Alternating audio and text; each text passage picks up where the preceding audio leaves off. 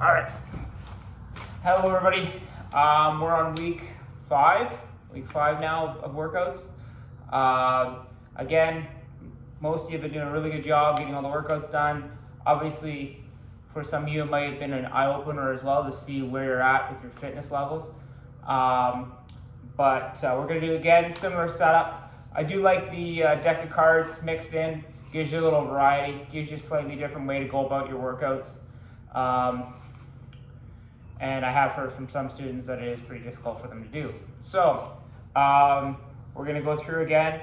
Day one workout is a circuit. So 45 seconds per station, or per exercise as you might call it. 4 exercises per group. So you're gonna run through group 1, the 4 exercises 4 times, 45 seconds each exercise, and then you go on to group 2 and do the same thing. Okay, so for group 1, side plank with a hip raise. We've done this before, but I will show you again. Toe touch step ups on a box or a stair. Chair might be a bit high, but I guess, again, if you want to turn it into a step up as opposed to toe touch step ups, you can use a chair as well. Probably a little less safe. I try to stick to a stair or something of this height. Okay, opposite hand, opposite foot sit-ups, and then a lateral tuck jump burpee, which we'll show you. Okay, so start off with side planks with hip raise. Okay, you're gonna get on your side, on your elbow. Again, create that straight line with your body. Okay, you want those hips in line. Okay, don't sag way back, don't be too far forward. And then again, make sure that upper body is lateral as well.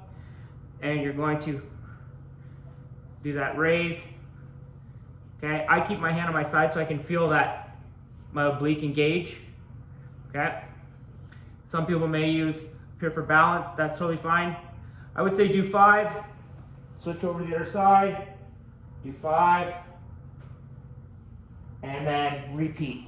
Okay, so that's your side plank with a hip raise. If you can't do the hip raise, just do a side plank isometric hold. That's fine as well, but obviously the ideal is the hip raise in there. Next is a toe touch step up. We've done this one before. Okay, so you're gonna drive. This is it here. Pump those arms. Okay, if that is too difficult for you, up, up, down, down is a slightly easier way to do it. Again, keep those arms moving. Okay, so but this is the ideal, that drive up. Okay, so that's toe touch step ups. Again, you can do it on a box or a stair.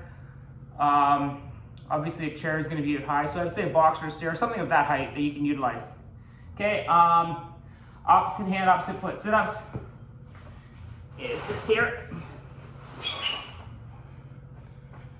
Move that back to the right. So opposite, so if I'm using my right hand, I'm going to go to the opposite outside foot of my left, left foot outside of it.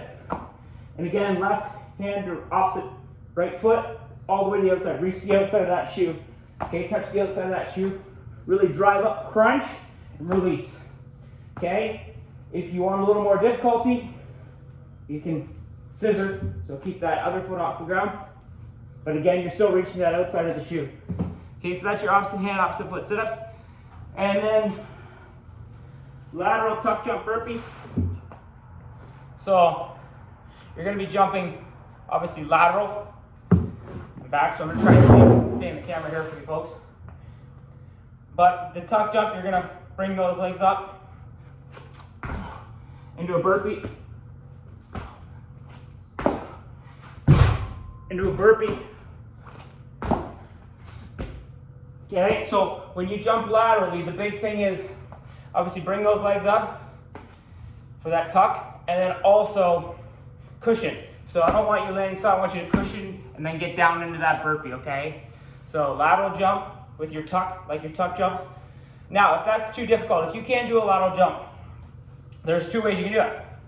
Obviously, don't jump as far. So a shorter distance can make it a little bit easier. And if that's still too difficult, just a little step can be a little, if that's still too difficult, just side shuffle and then go into your burpee, get back up, side shuffle, get into burpee back up. Okay, so some alterations there to do. That is your first group of the 4 exercises. Next group 4 exercises is a pike push-up. So I'll show you that one. Skater strides we've done, seated ab circles, and then log jumps with a backwards hop back. Okay, so first one, pike push-up. So basically what that is your butt is going to be way in the air in a pike position, and you're going to be doing a push-up with that. So I would say the easiest way to do it is to start, get yourself into that pike position so you can see straight back, hips up, and this is where your push-up is going to come from. Okay? You're not going to slide forward. Just going to push up down. So you're going to feel more of that push-up on your shoulder than you normally would, and that's exactly what it's utilized for. If you want to make it more difficult, you can bring my friendly blocks back here. You can put your feet on blocks, and the same thing. Walk yourself back into that pike position. Okay, and you'll feel that. Okay, so then down. So obviously elevated is going to be way more difficult. Okay, the big thing is keeping that pike position. So again, get into a regular plank and just walk your hands back, and that'll get you into the box of the way. That'll get you into your proper pike position. Okay, and then you're just straight down. If that's too much, okay, just do your regular push-ups. Okay, but kind of keep your butt back so you're simulating that same type of kind of pike position. I'm just gonna move my box out of the way here. So obviously our regular positions, we'd be in a proper plank. But for these push-ups, you're gonna go at a 90 if you can't go on your feet, and bring your hands right underneath your shoulders, and then push up that way. So if your hands are under your shoulders, it's gonna simulate, because you gotta go back into that pike type of push-up, okay? So that's a way that you can do it. Obviously the ideal is getting your feet up and getting into a pike, but you have options. All right, skater strides. So skater stride, you're gonna use that arm, that if I'm driving across the right, my left arm is gonna drive me across, okay? You're gonna catch, if you can, drive back up. So you notice that arm is that one that's driving me through. Catch, notice I'm cushioning, I'm not landing solid. So I'm gonna use that cushion to drive me back across.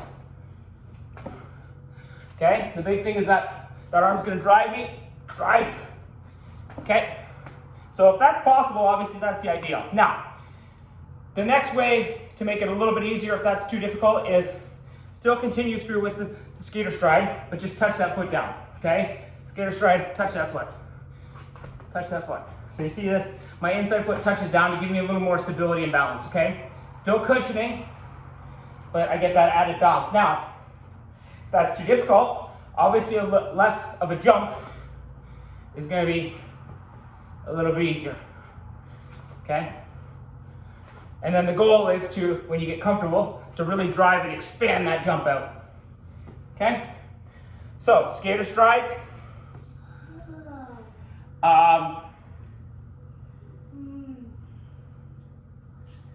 Now we're on seated ab circles, okay? So, big thing with seated ab circles, hands down, feet up, and you're doing little circles, okay? So, I would say do 5 circles one way, 5 circles back, okay? And then repeat. More than likely, you're gonna have to set your feet down. I do these all the time. I personally can't go 45 seconds without setting my legs down and then catching my breath again and redoing that same circular motion. So don't worry if you gotta set your feet down from time to time. Even if you gotta do your 5, 1, 2, 3, 4, 5, and then set down and go the other way, okay? And then sit down, okay? So that's your seated ab circles. Last one of the group 2 is long jumps with backwards hop. Okay, so pretty simple. Long jump out, backwards hop back. Long jump out, backwards hop back. So on your backwards hop, stay on your toes. Okay, so long jump out, cushion. See how I'm on my toes? The big thing with that, again, is learning proper body balance. If I get too far forward, I can't hop backwards properly. If I get too far on my heels, it's just gonna take me backwards quickly. Okay, so it's learning after you cushion that long jump, keep those feet underneath you. Again, the reason we do stuff like that is this push-pull change that you're gonna encounter, well, you may potentially encounter in your profession, and being able to know how much force you have to apply to keep your body upright given the circumstance is vital. So long jump, cushion it, backward hops back. That's exactly what it is, long jump, backwards hop back. To make it a little bit easier, obviously just don't jump out as far. The big thing is cushion, okay?